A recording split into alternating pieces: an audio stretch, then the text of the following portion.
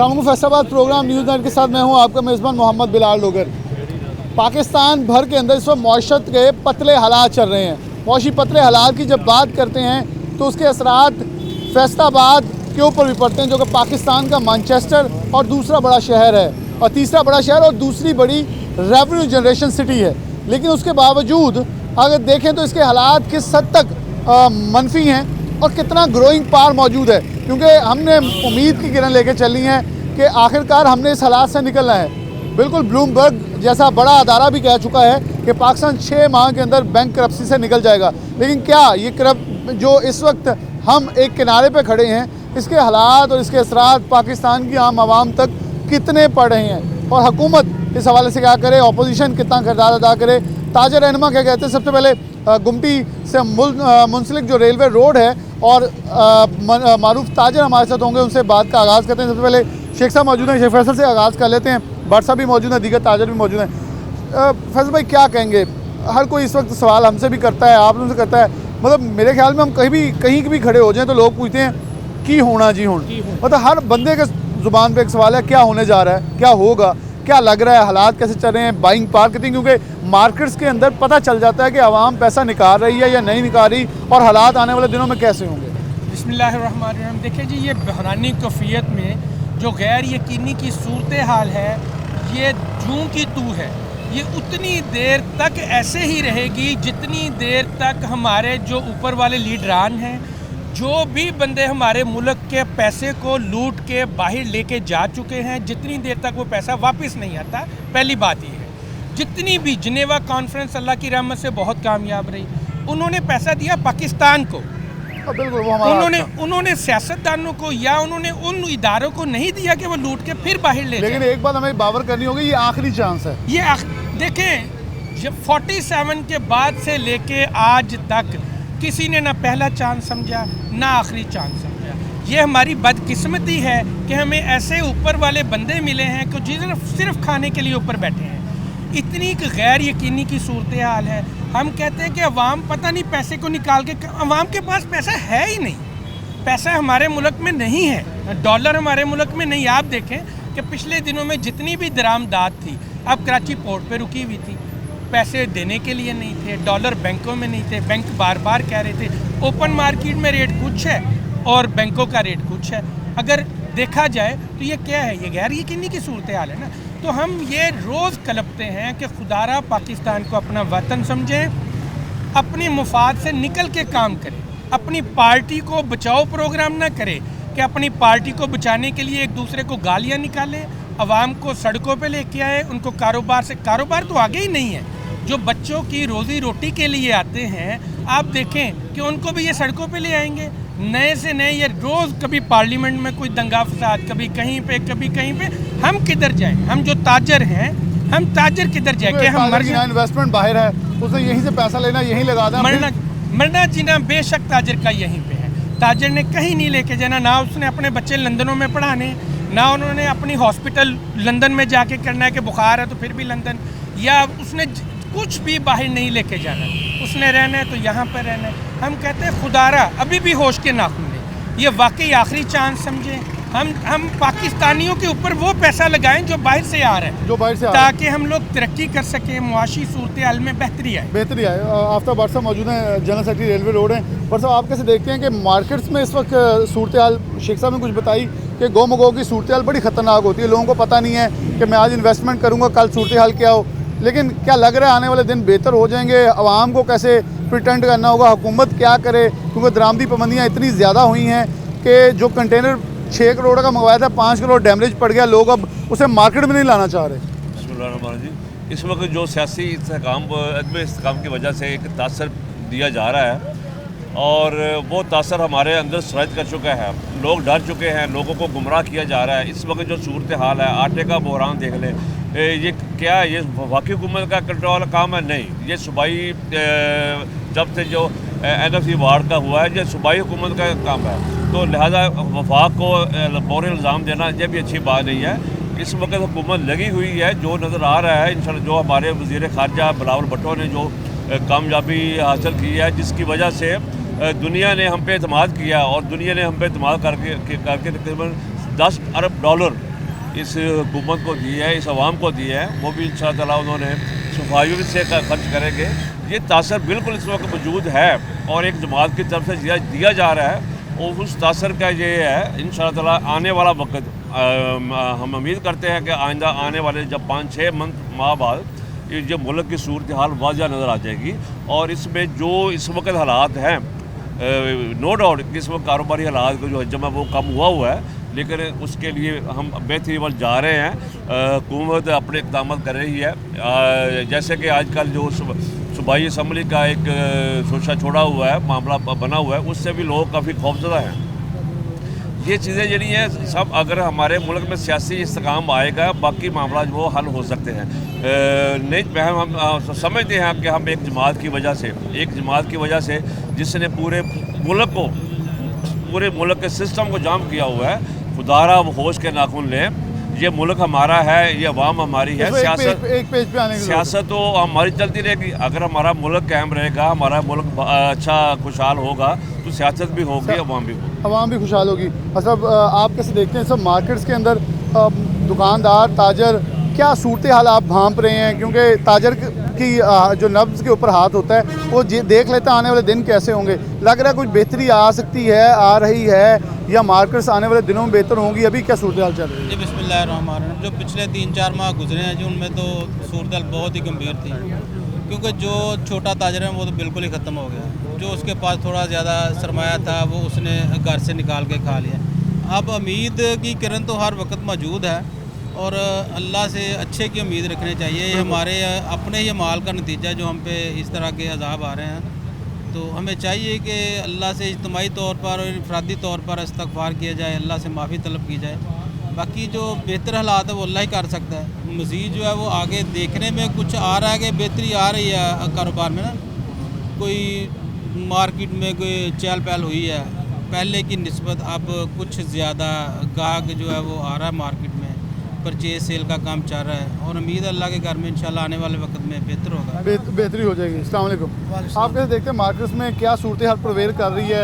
आने वाले दिन कैसे देखते हैं? तो लगता है चीज़ें बेहतर हो रही हैं, हो जाएंगी, या क्या होंगी या नहीं हो सकेंगी? बिस्मिल्लाहिर्रहमानिर्रहीम। देखें जी, जब तक ये डॉलर वाला मसला नहीं ना हल होता, उसके बगैर कोई चीज़ सीधी नहीं होगी। जिस बंदे से भी पूछ लो ना, वो ये पहले यही सवाल करता है कि डॉलर नहीं है, ये डॉलर आएगा। और मेरा ख्याल ये एक और मजाक है, हाँ जी, कि जिसका लोकल माल बना वो भी डॉलर पे चले जाता है। जिसके पास होंगे वो भी, जिसके पास नहीं है वो भी डॉलर पे बात करता है कि सर डॉलर महंगा है इसलिए ये चीज़ महंगी है। वो चाहता है 10 रुपये महंगा बिक जाए। जब तक ये डॉलर वाला मसला नहीं हल होगा, कोई मसला नहीं आता।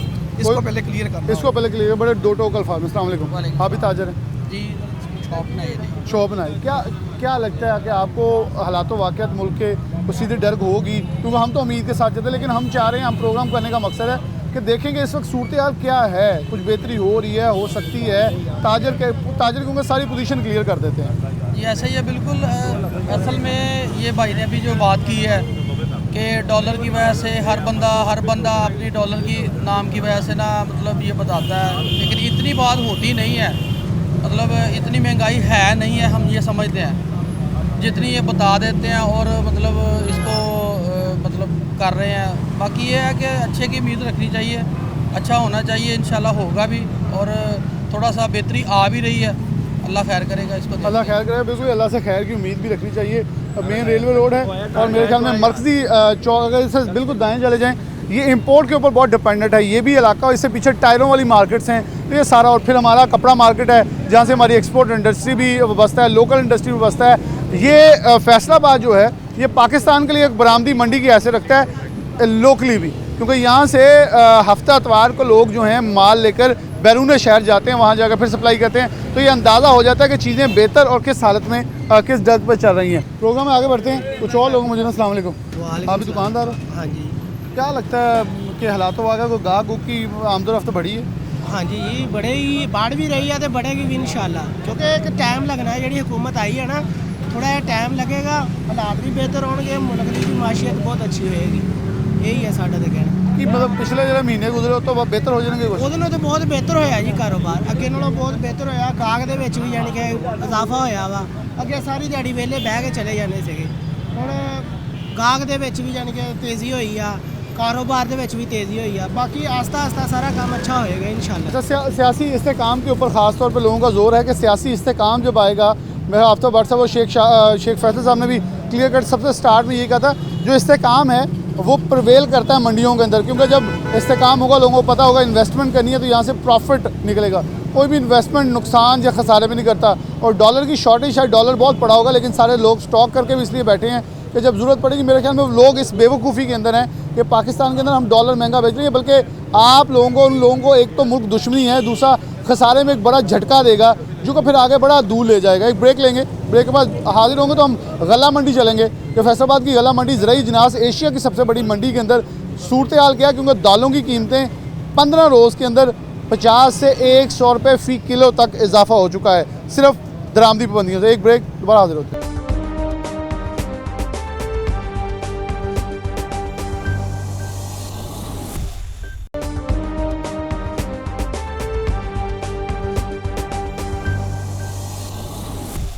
वेलकम बैक नाज़रीन, दोबारा से प्रोग्राम के अंदर खुशामदीद कहते हैं। एशिया की सबसे बड़ी गला मंडी है फैसलाबाद गला मंडी। वहाँ पहुँचे जहाँ पाकिस्तान भर के इलाकों के अंदर ज़राई अजनास जो है उसकी सप्लाई की जाती है। कराची से माल यहाँ आता है और ये एक नामवर मंडी है, लेकिन इस वक्त हालात व वाक़यात यहाँ कुछ अच्छे नज़र नहीं आते, क्योंकि मार्केट के अंदर 15 रोज़ के अंदर सिर्फ महज 50 से 100 रुपये फ़ी किलो तक इजाफा हो गया, जो कि थोक में कहीं ज़्यादा है। और ताजर ख़ास तौर पे जो गला मंडी के हैं वैसे शदीद आड़ती परेशान नज़र आते हैं कि जो माल, जो कारोबार के अंदर इन्वेस्टमेंट है वो अब कम होती जा रही है। लोग इन्वेस्टमेंट भी नहीं करना चाहते और इसकी ख़रीदो फ़रोख्त, डिमांड एंड सप्लाई बहुत बुरी तरह से मुतासिर है। हमारे साथ मौजूद हैं, तो इनसे बात का आगाज़ कर लेते हैं। सबसे पहले मान साहब से आगाज़ कर लेते हैं। अस्सलाम वालेकुम मान साहब। जी वाह, कैसे देखते हैं सिचुएशन इस वक्त क्या है और कितने मुतासिर है गला मंडी? बड़ी गहमा गहमी आई कल तो दुकानदार, मैं आया हूँ सारे दुकानदार देखें दुकानों में खड़े होकर देखने लग गए हैं कि पता नहीं हम क्या करने आ रहे हैं, क्योंकि वैसे दुकानदारों को यहाँ बिल्कुल 1 मिनट का भी वक्त नहीं होता था, इस वक्त तक कारोबार तेज़ था। जी कि डॉक्टर साहब शुक्रिया, इसमें तो कोई शक नहीं है कि तमाम कारोबार मुतासर हुए हैं जो हमारे मुल्क की हालात हैं। लेकिन इसके बावजूद पहली बात मैं आपको ये क्लियर कर दूं, बता दूं, क्योंकि ये मीडिया पे जा रही है बात डायरेक्ट, कोई कमी नहीं है खुराक में, ना दालों में, ना आटे में, ना गंदम में, ना चावलों में, किसी खुराक की हमारे पूरे मुल्क में कोई कमी नहीं है। सिर्फ जो मसला बन रहा है वो ये है कि जो हमारी चीज़ें इंपोर्ट हो रही हैं वो आके कराची में रुकी हुई हैं डॉलर की वजह से। डॉलर मुल्क में शॉर्ट है, एलसी का मसला बना हुआ है, इस वजह से वो चीज़ें हमारी रुकने की वजह से जितनी दालें हैं उनके रेट बढ़ गए हैं। बढ़ने के बावजूद ये देखें मंडी में कितना माल पड़ा हुआ है, जितना मर्ज़ी को ले जाए उतना ही मिलेगा। लेकिन सस्ती चीज़ मिलनी चाहिए आवाम को, वो कौन देगा, किस तरीके से हो सकती है, ये हुकूमत वक्त का काम है कि तमाम इन मसाइल को हल करे, ना कि अपनी लड़ाई में पड़ी रहें। वफाक में मुस्लिम लीग की हुकूमत है, सिंध में पीपल्स पार्टी की है, पंजाब में PTI की, चौधरी परवेज़ लाई की है। रात इन्होंने अज़्म एतमाद का वोट भी ले लिया। आटा तो इनके अंडर है ना, महकमा फूड तो इनके अंडर है ना पंजाब में। ये बड़ी बड़ी बातें कर रहे हैं, भाई क्यों लाइनें लगी हुई हैं? गंदम भी पड़ी है, लाखों बोरी पड़ी है, मंडी के साथ ही गोदाम है, वहाँ से निकालें गंदम। भाई मिलों का कोटा बंद कर दें, ऐलान करें कि हुकूमत के रेट पे, गवर्नमेंट के रेट पे लोग गंदम लें, खुद ही पिसाई कर लें, खाएं जितनी मर्जी, क्या मसला इसमें? क्यों इन्होंने ये ड्रामा शुरू किया हुआ कि एक ट्रक आ गया, 500 बंदा उधर जब्त रहा उनके ऊपर? इस सिस्टम को किसने ठीक करना है? ये गवर्नमेंट ने ठीक करना है। अगर हुकूमत चाहती है कि हम ये इस गंदम के बहरान को ख़त्म करें तो आज ही हो सकता है। अगर इन्होंने ड्रामा दिखाना है, पूरी दुनिया में हमारा ड्रामा जा रहा है, ये एक थैली मिल गई है एक बंदे को, वो उससे छीन रहा है, कोई झपट रहा है, कोई कुछ कर रहा है, ट्रक आगे भगा लेते हैं, बंदे पीछे भाग रहे हैं उनके। क्या ये तमाशा लगा हुआ है? ये एक दिन का मसला है ये। अगर हुकूमत चाहे मिस मैनेजमेंट है, भाई आटा ही देना है आपने लोगों को, गंदम दे दें। तो 2500 या 2300 क्या गवर्नमेंट का रेट है, उस रेट पे गंदम दे दें, ये आवाम को गंदम दे दें। गंदम की तो कोई कमी नहीं है हमारे मुल्क में, करना ही नहीं है। ये ड्रामे कर कर के ये दिखा रहे हैं, सारी हुकूमतों को कह रहा हूँ मैं, जो भी आती है वो अपना ड्रामा करती है। कोई किसी को गरीब का फिक्र नहीं है। वो कहता है कि मेरा प्रोटोकॉल मिले, मुझे वज़ीर बना दो, बस झंडी लगे मुझे मेरी कार पे, काम कोई नहीं करना। काम कोई नहीं करना चाहता। मैं और दोस्तों से जी शुक्रिया। आप कैसे देखते हैं कि मंडी का बिल्कुल ये मेरा ख्याल मान साहब की बात है, लेकिन झंडे भी उस वक्त लहराते हैं जब मुल्क महफूज हों। नहीं तो लोग आपके झंडे भी रोकेंगे, गाड़ियाँ भी रोकेंगे, और लोग तो दस्तों के हुए फिर रहे हैं। जी सबसे पहले शुक्रिया सिटी 41 का, उसके बाद पूरे मीडिया का। जैसा कि पूरे पाकिस्तान में आज से 8-10 दिन पहले ऐसी नफसा नफसी पैदा हुई थी, मैं तो कहता हूं कि ये मीडिया ने आके थोड़ा सा इसको कंट्रोल किया, वरना गवर्नमेंट तो कुछ नहीं कर रही। हर चीज़ मौजूद है, वाफर मिकदार में गंदम मौजूद है, और सबसे बड़ी बात है वाफर मिकदार में डॉलर मौजूद है पाकिस्तान में। ज़रूरी मुल्क है, अल्हम्दुलिल्लाह सब चीज़ें अच्छी चल रही हैं। सिर्फ हर से कमी है तो मिस मैनेजमेंट है। मैनेजमेंट को ओके करें। साहब साहब तशरीफ़ लाए हैं, बड़े अच्छे मिनिस्टर रहे हैं, अभी वज़ीर ख़जाना बहुत अच्छे साबित होंगे अगर थोड़ी सी वर्किंग कर ले तो। जब से आए हैं कोई वर्किंग में बहुत फीलिंग हो रही है बड़ी। बैंकों को थोड़ा गले से हाँ, बैंकों को पकड़े। ये जो डीलर हजरात बाहर बैठे हैं, डॉलर खरीद और फरोख्त कर रहे हैं, इनके अंदर बहुत पैसा है। आपने एक बात सही कही, डॉलर लेने जाएं किसी को मिल जाते हैं। हाँ, बस कीमत के ऊपर मुझे बताएं कितने डॉलर चाहिए, अभी लेके देता हूँ। कीमत का इशू है, ब्लैक मेलिंग हो रही है, मुल्क बहुत अच्छा है, बिजनेस बहुत अच्छा है, लेकिन थोड़ा सा कंट्रोल करने की ज़रूरत है। आप कोई बिल्कुल फिक्र नहीं करें, कोई चीज़ की कमी नहीं है मुल्क में, कहीं पे भी किसी चीज़ की कोई कमी नहीं है, कोई नफसा नफसी में जाने की ज़रूरत नहीं है। अच्छे दिन आ रहे हैं, रमज़ान का दिन भी है, हर बंदा कोऑपरेट करे और मैनेजमेंट करे और सब इंशाल्लाह अच्छा चलेगा।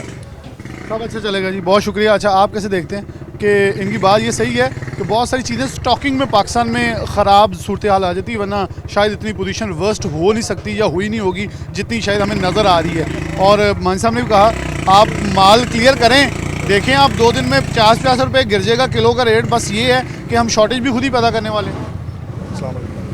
हमारे पास इस वक्त पोर्ट पे जो स्टॉक पड़ा हुआ है ना, वो स्टॉक हमारी 3 माह की खुराक के लिए या उससे ज़्यादा के लिए इनफ पड़ा हुआ है, शॉर्टेज कोई नहीं। सिर्फ उस स्टॉक को क्लियर करने की ज़रूरत है जो गवर्नमेंट के एंड से होना है। कमर्शियल बैंक्स हैं, वो ना तो इंपोर्टर की सुनवाई हो रही है और ना ही गवर्नमेंट लेवल पे इंपोर्टर की सुनवाई हो रही है। अगर हमें डॉलर वक्त पे दे दिया जाता है तो उस माल की कॉस्ट में, और जो डॉलर हमें 15 दिन के बाद दिया जाता है उस माल की कॉस्ट में कम से कम 15-15, 20-20 रुपये किलो का फ़र्क पड़ जाता है। वो कॉस्ट किस पे पड़ेगी? माल पे। इंपोर्टर अपनी जेब से तो पे नहीं करेगा। फिर उसके बाद एक इन्वेस्टमेंट, एक सर्कल घूमता है। लोगों ने आज एक चीज़ को बेचना है, बेच के वापस लेने जाना है। जो बैंकों में हमारे पैसे पड़े हुए हैं वो 1.5 माह तक पड़े रहते हैं, सिर्फ एक लॉट को क्लियर करवाने के लिए। एक 5 कंटेनर को क्लियर करवाने के लिए 2 करोड़ रुपये हमें चाहिए, हम वो होल्ड करके बैठे हुए हैं। जब सारा पैसा भी आपका होल्ड हो गया, सर्कुलेशन रुकेगी, तो जो कीमतें हैं वो तो ऑब्वियसली आसमान से बातें करेंगी। सिर्फ थोड़ी सी मैनेजमेंट की ज़रूरत है। अगर इसको मैनेज कर लेते हैं, हमारे जो पोर्ट के स्टॉक पड़े हुए हैं उसको क्लियर कर लेते हैं, कितने का होगा? 1 अरब डॉलर। आप लोग उस 1 अरब डॉलर को बचाने के लिए 50 करोड़ डॉलर डैमरी टेंशन की मद में शिपिंग लाइंस आपका बाहर ले जाएंगी, उसको कोई नहीं सोच रहा है। तो इनको चाहिए कि इसको ज़रा तसल्ली से देखें ताकि पूरी आवाम सुकून का सांस ले सके। एक साइड जो है आपकी क्लियर हो ताकि दूसरी साइडों को देखो। ये भूख मचाई हुई है, सिर्फ गवर्नमेंट की पॉलिसियों ने मचाई हुई है, और हमारे एंड से हम किसी चीज़ में ये नहीं कह रहे कि स्टॉक हमारा कम है। स्टॉक कम है। बहुत शुक्रिया, बिलाल साहब मौजूद हैं, बहुत शुक्रिया आपका। कुछ जिक्र आप कर भी रहे थे इससे पहले, मतलब बड़ी अफसोसनाक सूरत हाल है कि अगर ऐसे चीज़ें हैं, आप क्या प्रिवेल कर रहे हैं कि आने वाले दिन कैसे होंगे और अभी करंट सिचुएशन क्या चल रही है? मिस मैनेजमेंट है, नाहली है, या जानबूझ कर दनिस्ता तौर पे हमें इस जगह पे लाया जा रहा है जहाँ लोग एक दूसरे के दस्तोगिरबा हों? शायद ये लोग भूल बैठे, जब दस्तोगिरबा आवाम होगी तो फिर हाथ इन तक भी तवील हो जाएंगे। जी अस्सलाम वालेकुम। इस तरह के हज़ारों कंटेनर इस वक्त दालों के पोर्ट पे पड़े हैं और बैंक वाले जो है वो डॉलर नहीं दे रहे। अगर ये डॉलर बैंक वालों ने ना दिए तो आने वाले 15-20 दिन में चीज़ें बहुत शॉर्ट हो जाएंगी और बहुत मारामारी होगी, और बहुत सारे पीछे शिपरों ने माल जो लोड करना ही बंद कर दिया है, और बैंकों वालों ने सिर्फ हमें ना कर दिया है। वो कह रहे जी हमारे पास डॉलर है ही नहीं, आप ये दूसरे बैंकों में ले जाएं अपने डॉक्यूमेंट। तो डॉलर की अवेलेबिलिटी नहीं है। अगर ये ना हुई तो चीज़ें जो है 100-200 रुपये किलो और बढ़ जाएंगी और मिलेंगी नहीं। अच्छा, अभी मतलब और बढ़ जाएंगी आने वाले दिनों में, क्योंकि चीज़ें शॉर्ट है। अब जितने इंपोर्टर हैं आप उनसे पूछ लें, उनके माल बहुत कम आने वाले हैं। क्यों? ये सारे हालात देख के लोगों ने इंपोर्ट बहुत कम कर दिया है, क्योंकि डॉलर है ही नहीं। तो ये अगर डॉलर के ये हालात रहे तो ये बहुत ख़तरनाक सूरत हाल हो जाएगी। 15-20 दिन में आप देखेंगे, अभी भी आप गोदामों में कराची चले जाएं तो बहुत कम माल है। माजिद साहब, एक चीज़ ज़रूर क्लियर करना चाहता हूँ, जो मान साहब ने और कुछ दोस्तों ने क्लियर की कि जब गवर्नमेंट छापे मारने पे आती है या गंदम जैसे हमने अभी मिसमैनेजमेंट की है, इससे पहले चीनी पे भी हमने इसी मंडी के कुछ ताजर उठा के गवर्नमेंट ने पाकिस्तान तरीके से गवर्नमेंट ने उन्होंने एक्सरसाइज करने की कोशिश की थी, तो फिर हमने देखा था चीनी शॉर्ट हो गई थी। अब सेम गंदों के साथ हम ऐसे ही कर रहे हैं, मतलब जिस चीज़ को हाइप देते हैं वो शॉर्ट हो जाती है, जब स्टॉकिया उसमें आता है और बिल्कुल मंडी भी देख रही होती है कि हमें वो चीज़ मिल जाए, हम भी बेचें। यहाँ सब कुछ नॉर्मलाइज होता है, लेकिन शायद उसको इतना हाइपरटाइज कर दिया जाता है वो चीज़ें मुश्किल हो जाती हैं। थोड़ा सा मेरे ख्याल में रिलैक्स करें तो मेरे चीज़ें मिल सकती हैं और मंडियों को खेलने दें, ना कि गवर्नमेंट इसके अंदर इन्वॉल्व होकर मिसमैनेजमेंट करे। ये बात ठीक है आपकी कि थोड़ा सा ये मिसमैनेजमेंट है, इनमें चीज़ें अवेलेबल तो हैं, लेकिन फिर भी देखिए दालों के मद में डॉलर की अवेलेबिलिटी नहीं है। बिल्कुल सही। स्टेट बैंक को चाहिए कि बैंकों को नोटिस जारी करें कि दालों की जो पेमेंट है ना वो की जाए, डॉलर की अवेलेबिलिटी कराई जाए। ये बात है, माल तो हैं पोर्ट पे, लेकिन डॉलर नहीं मिलेंगे तो माल कैसे बाहर आएंगे। बिल्कुल उनकी बात सही है, क्योंकि डैमेज अगर बहुत ज़्यादा पड़ गया तो वो चीज़, अभी ये बिल्कुल सही कह रहे हैं कि अभी माल रिलीज़ होता है तो यहाँ आके उसके ऊपर इतना रुपए कम हो जाता है, लेकिन अगर उसके ऊपर डैमेज पड़ जाएंगे तो फिर जो कीमत कम होनी है वो उससे भी डबल हो जाएगी, क्योंकि इंपोर्टर ने अपनी, जो मैं इससे पहले एक खबर भी दे चुका हूँ कि इंपोर्टर्स ये कहते हैं कि जो मैन्युफैक्चरर्स है, ये तो दालों की बात करते हैं, जो मशीन का और स्पेयर पार्ट्स का फैक्ट्रीज़ के अंदर टेक्सटाइल के इंपोर्टर्स है, वो मैन्युफैक्चरर ने जवाब दे दिया कि इंपोर्टर से हमने आपसे माल ही लेना है, इसे वापस भेज दें, क्योंकि इतना महंगा माल लेकर हम नहीं अफोर्ड कर सकते। आखिर भी ये कुछ कहना चाह रहे थे, एक जुमला, फिर मैं इख्तिताम करूँ। देखें भट्ट साहब, पूरी दुनिया में कहीं पे ग़ज़ाई किल्लत नहीं है, अल्हम्दुलिल्लाह। पूरी न्यूज़ चेक करें, कहीं पे भी, ये सिर्फ पाकिस्तान में अफरा तफरी फैलाई और मसनूई है। खुदारा ये रहम करें, स्टॉकिस्ट रहम करें, हमारी गवर्नमेंट रहम करे, तो हर चीज़ यकसा हो जाएगी इंशाल्लाह बफज़ल। इंशाल्लाह जी, बिल्कुल इसी दुआ के साथ और इसी उम्मीद के साथ एक ब्रेक लेंगे, दोबारा हाजिर होते हैं।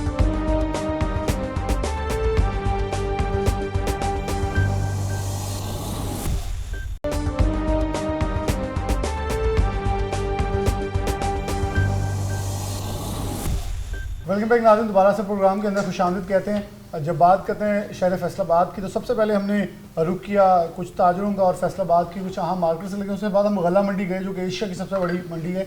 तो फैसलाबाद के अंदर एक और सबसे बड़ी एशिया की मंडी है जिसके ज़ात पाकिस्तान नहीं बल्कि दुनिया के रेट्स जो हैं फ्लक्चुएट भी होते हैं, चलते भी हैं और दारोमदार भी करते हैं। उसका नाम है Yon market, Faisalabad Yon market, जो कि पूरी दुनिया में अपना मुकाम नाम रखती है। मार्केट और पूरी दुनिया के अंदर जब इन्फ्लेशन की बात होगी, दरामद बरामद की बात होगी, ये मंडी एक अपनी ख़ास हैसियत रखती है। 3 मरकज़ी अहदेदार हमारे साथ मौजूद हैं, इनसे बात का आगाज़ करते हैं कि यहाँ इस वक्त मौशी सूरत हाल के बनिस्बत देखें तो क्या सूरत हाल प्रवेल कर रही है, आने वाले दिन कैसे होंगे, क्योंकि मौशियत के भी मेरे ख्याल में तीनों बहुत बड़े नाम हैं। कैसे शमस गुच्छा साहब, आप बहुत शुक्रिया। सबसे पहले आपसे बात का आगाज़ कर लेते हैं कि कैसे देखते हैं इस वक्त सूरत हाल क्या है, दरामदी पाबंदियों ने क्या यॉन मार्केट को भी डिस्टर्ब किया है। हमारे पास कपास का बिलाशुबा 55 लाख बेल तक गए, हमारी टारगेट का इससे ज़्यादा था, लेकिन क्या लगता है कि आने वाले सालों में हम यॉन के इस कमी को पूरा कर लेंगे और हालात वाक़या जितने गंभीर चल रहे हैं ठीक हो जाएंगे, क्योंकि इस वक्त हेम टेक्सटाइल चल रही है, होम टेक्सटाइल वाले बहुत बड़े बड़े ऑर्डर्स लेके वहाँ से आ रहे हैं, तो उसके ऑर्डर्स के साथ ही हमें बहुत बड़ा यॉन भी चाहिए होगा, तो उसकी दरामद के लिए क्या सूरत हाल है, रॉ मटीरियल की क्या सूरत हाल है, टेक्सटाइल मशीनरी की रॉ मटीरियल के हिसाब से क्या सूरत हाल प्रवेल कर रही है? बहुत शुक्रिया डॉक्टर साहब। डॉक्टर साहब देखिए, इस वक्त सूरत हाल ये है कि इस वक्त हमारी जो इकानमी पाकिस्तान की है बहुत ही एक बुरे हालात से गुजर रही है, और जैसा कि आपको पता है कि इस वक्त पाकिस्तान की जो हमारी जो कॉटन है इस वक्त वो 50% जो हमारी वो तबाह हो चुकी है, और हमारे पास जो 50% जो कॉटन है वो इतनी अच्छी नहीं है। उसके लिए हमें बाहर से हमें कॉटन जो है इम्पोर्ट करना पड़ेगी, और बाहर से अगर इंपोर्ट हमने कॉटन करनी है, जैसा कि अभी वो हेमटेक्स वो जर्मनी का हमारे बाहर एक्सपोर्टर गए हैं, और इंशाल्लाह ताला मुझे अल्लाह के घर से बड़ी उम्मीद है कि वहाँ से बहुत बड़ा ऑर्डर लेके आएंगे। लेकिन मसला ये है कि उस ऑर्डर को हमने पूरा कैसे करना है। बिल्कुल सही। उसमें हमारे पास कॉटन नहीं है, हमारे पास एनर्जी नहीं है, हमारे पास गैस नहीं है, हमारे पास बिजली नहीं है, और हमारे कारखाने, हमारी फैक्ट्रियाँ, हमारे अदारे बंद हो रहे हैं, तो हमें इतना ऑर्डर मिलेगा को कैसे हम इसको सर्वाइव करेंगे। उसकी सबसे बड़ी वजह यह है कि जैसा कि तकरीबन 7 महीने हो गए हैं, 7 महीने से हमारे जो सियासतदान हैं वो अपनी सियासत में लगे हुए हैं, उनको कोई मुल्क की परवाह नहीं। उनको हमारे साथ वो बैठे हैं कारोबारी जो हमारे स्टेक होल्डर सब दोस्त हैं, उनके पास बैठ के वो मुशावरत करें। एक मसाक़े मैशत, मैं तो बार बार कह रहा हूँ, एक मसाक़े मैशत आपस में बैठ के होना चाहिए सियासतदानों के थ्रू, हमें अपने साथ बिठाएं ताकि हमारे जो मामलात हैं, हमारी इंडस्ट्री बंद हो रही है, हमारे कारखाने बंद हो रहे हैं, हमारे जो मज़दूर हैं जो बेरोज़गार हुए, आपको पता है इस वक्त हमारे 70 लाख जो मज़दूर हमारे बेरोज़गार हो चुके हैं, वो मुख्तलिफ इंडस्ट्री से हैं, वो टेक्सटाइल से हैं, हमारी ऑटोमोबाइल जो है हमारी वो बंद हो रही है, हमारे साइजिंग इंडस्ट्री, हमारी डाइंग फैक्ट्रियाँ, हमारी पावर लूमें, हमारी स्पिनिंग मिलें, हर चीज़ आहिस्ता आहिस्ता बंद हो रही है। और मेरा ख्याल है कि अब तक तकरीबन 60% हमारे जो अदारे जो ये बंद हो चुके हैं। उसके लिए हुकूमत को कोई फ़िक्र नहीं है, हमारे सियासतदानों को कोई इस बात का एहसास नहीं है कि हमने इन फैक्ट्री को लिए कोई काम करना है, इंडस्ट्री को चलाना है, हमारी मईशत आगे कैसे बढ़ेगी। हमारे हालात दिन ब दिन ख़राब हो रहे हैं, जिसके वजह से आप देख लें, रोज़ आप अखबारें पढ़ते हैं, आप मीडिया देखते हैं, हमारे मुल्क में इन्फ्लेशन इतनी बढ़ गई है कि आम गरीब आदमी का जो है जीना मुश्किल हो गया है। उसके अलावा दूसरी बात यह है कि आप देखिए कि क्राइम कितना बढ़ गया है। इस वक्त फैसलाबाद में हमारे क्राइम रेशो जो है आपके सामने है, मैं वो उसका जो मुझे एग्जैक्ट फिगर नहीं याद, लेकिन इतनी अखबारों में मीडिया में हम रोज़ सुनते हैं, इतने वाक़यात हो रहे हैं, कई वाक़यात तो रजिस्टर्ड ही नहीं होते। आम जो गरीब आदमी है वो थाने जाने से घबराता है।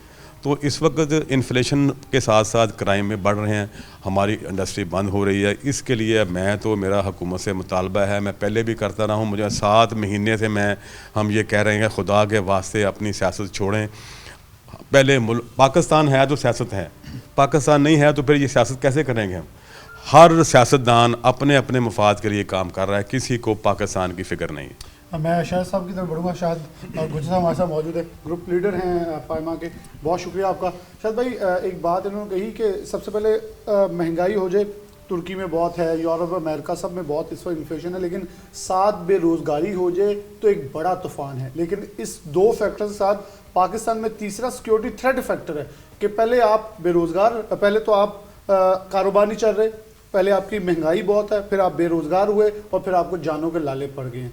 इस सूरत हाल ने मंडी के अंदर सूरत हाल क्या पैदा कर दी, क्योंकि स्पिनिंग मिल्स वाले कह रहे हैं 50% ज़्यादा हम बंद हो चुके हैं। तो फिर कौन चल रहा है, क्योंकि मंडी का दारोमदार बिल्कुल दरमियान में, सबको लिंकेज का किरदार आप लोग अदा करते हैं।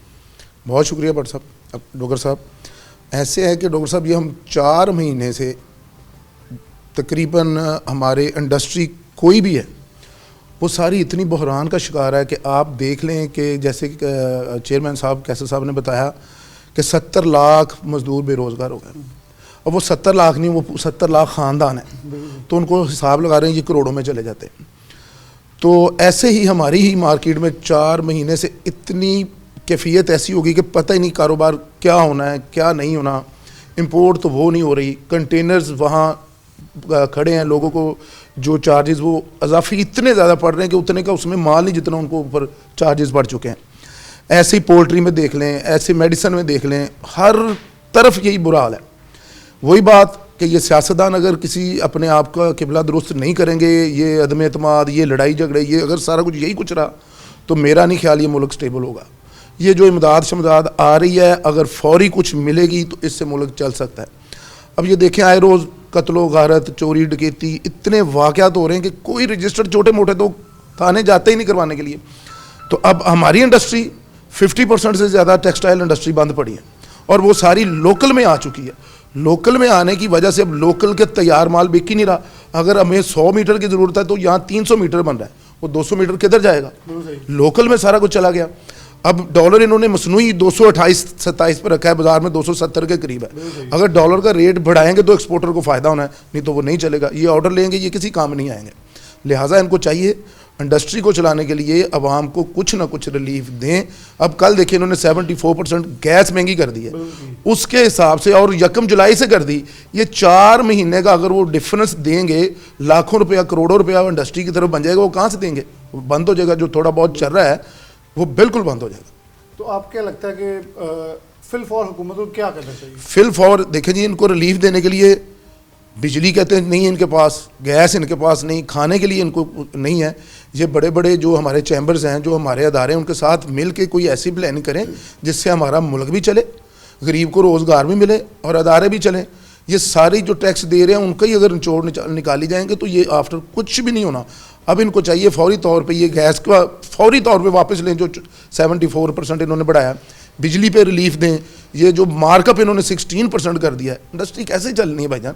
इतना ज़्यादा तो प्रॉफिट है ही नहीं जितना कुछ हम दे रहे हैं। तो इनको फौरी चाहिए, ताजरों के साथ बैठ के वज़ीर आज़म साहब को चाहिए कोई ना कोई जो भी मसाइल है हल इनका निकालें, नहीं तो ये बिल्कुल कोलैप्स कर जाएगा। कोलैप्स कर, मैं आगे बढ़ूँगा। बहुत शुक्रिया आपका वक्त देने के लिए। अच्छा, एक बड़ी चीज़ इसके अंदर कॉमन है कि शाहिद साहब ने मेंशन की कि बिल्कुल फिल फॉर हमें कुछ चीज़ों की ज़रूरत है, इकदामात, क्योंकि एक बरामदात है, एक टेक्सटाइल इंडस्ट्री है जो 64% बरामदात का हिस्सा उठाए बैठी। मेरे ख्याल एक वाहिद मजबूत पिलर है जो सारा बोझ अपने ऊपर लिए हुए। बिलाशुबा मीट और पीछे कुछ इंडस्ट्री ने सहारा दिया, लेकिन फ़िलहाल हमारे पास सबसे बड़ा सेक्टर है। अगर वो कोलैप्स कर जाता है तो पाकिस्तानी बरामदात दरामदात सब कुछ हिट होंगी और पाकिस्तान वहाँ आ जाएगा, शायद जान से निकालना नामुमकिन होगा या मुश्किल हो जाएगा। हम तो, मेरे मुंह में खाक हो, मैं कभी भी ये लफ्ज़ हम चाहते नहीं है ये वो ऐसा सिलसिला भी कभी हो। क्या समझते फिल फॉर हुकूमत किस तरफ रुख बदले, क्योंकि पैसे नहीं है, IMF के प्रेशर बहुत है, हर तरफ वो कह रहे हैं ज़रा और जिच करें और ज़्यादा इनको स्नप डाउन करें ताकि निकले। हुकूमत क्या करे, क्या इंडस्ट्रियलिस्ट या आप लोग ताजर क्या डिमांड करते हैं? बिस्मिल्लाहिर्रहमानिर्रहीम। शुक्रिया सर आपका।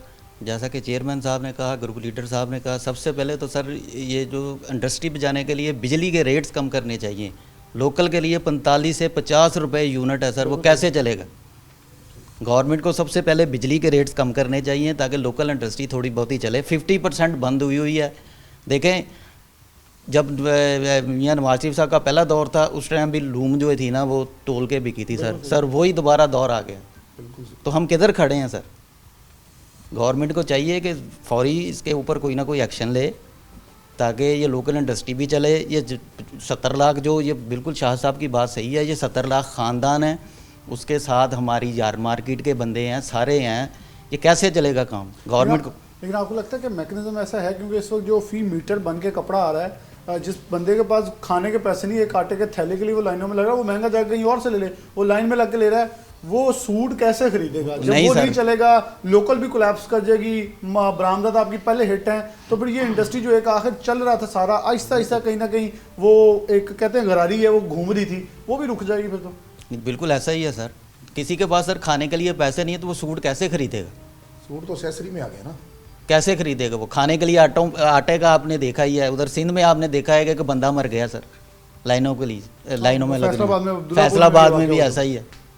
तो सर ये गंदम बता रहे हैं सरप्लस है, हमें तो कहीं नज़र नहीं आ रही सर गंदम सरप्लस है या कोई भी चीज़ सरप्लस है, हमें तो कहीं कुछ नज़र नहीं आ रहा। ये गवर्नमेंट को चाहिए सर इसके लिए कोई ना कोई एक्शन ले, नहीं तो फिर सर खुदा ना खास्ता कोई जो है ना वो खाना जंगी वाली सूरत हाल हो जाएगी। वैसे मैं माजिद साहब इसके प्रोग्राम के इख्तिताम की तरफ बढ़ते हुए ये कहूँगा, खाना जंगी की सूरत हाल, मैंने जो प्रोग्राम के आगाज़ दरमियान में एक शाहिद साहब से सवाल किया था कि एक तरफ है जो कैसर साहब ने भी जिक्र किया कि सबसे पहले आपके पास महंगाई का तनासुब बहुत बढ़ गया, फिर उसके बाद आपके पास भूखो अफलास के साथ बेरोज़गारी बढ़ी, बेरोज़गारी के साथ फिर आपके सिक्योरिटी रीजंस बढ़ गए। ये तीनों मेरे ख्याल में खामोश निशानदही है कि इस वक्त अफरा तफरी और खाना जंगी लगी हुई है, क्योंकि लोग जैसे ट्रकों के ऊपर से एक थैले को नोचते हैं और दूसरे से छीनते हैं, इससे बढ़कर शायद आप ये चाहते हैं लोग गन पॉइंट पर एक दूसरे से छीनने लग जाएं, तो वो फिर सिचुएशन आप लोगों के या जो भी ये कायदीन हैं इनके घरों तक भी सियासतदानों को जाएगी, क्योंकि अभी तक सबको ये पड़ा है कौमी असम्बली बचा लें या पंजाब असम्बली में इत्मीनान का वोट ले लें, लेकिन किसी को ये नहीं मालूम जो इत्मीनान का वोट देकर या इन लोगों को पहुँचाने वाले असम्बली में वो इस वक्त अपने इत्मीनान के लिए कुछ मांग रहे हैं, कुछ डिज़र्व करें, ये टैक्स देते हैं। और ये बड़ी, मैं सबसे पहले मार्केट्स की बात करता हूँ तो बड़े बड़े टैक्स गुजार बैठे हैं जो इस वक्त इस चीज़ के मुतलाशी हैं कि इन्वेस्टमेंट लगानी कहाँ है, पैसे का फ्लो रुक चुका है, हर तरफ से नज़रें इस तरफ हैं कि आकर कौन सा अगला दिन कितना खसारे में जाएगा। तो ब्लैक मनी फ्लो कर रही है, लेकिन जो हकीकी मनी है वो इस वक्त कहीं नज़र नहीं आ रही, और कमर्शियल बैंक की लूट मार इस हद तक है कि स्टेट बैंक ने अपनी दरामदी पाबंदी हटाकर अब बैंकों के मरहूने मिन्नत छोड़ दी है दरामदकारों को कि आपने इजाज़त बैंकों से लेनी है, जो कि इस वक्त यकीनी तौर पर जो पहले लाइनों में लगे होते थे एलसीयाँ खुलवाने के लिए इम्पोर्टर्स के पास, आज इम्पोर्टर्स और जो इन्वेस्टर्स हैं वो उनके दरवाज़ों की तरफ देख रहे हैं कि शायद एक फ़ाइल निकला है तो हम कुछ मंगवा के पाकिस्तान के अंदर सेल कर सकें। मेरे ख्याल में वफाकी हुकूमत को इसके ऊपर फिर फौर नोटिस लेना होगा। डॉक्टर साहब अगर बहुत आप एक्टिव हैं या बहुत कारआमद हैं तो कुछ दिखाना पड़ेगा, वरना आवाम नहीं मानेगी। इसी के साथ प्रोग्राम न्यूज़ नेट से जा दीजिए। अल्लाह हाफ़िज़।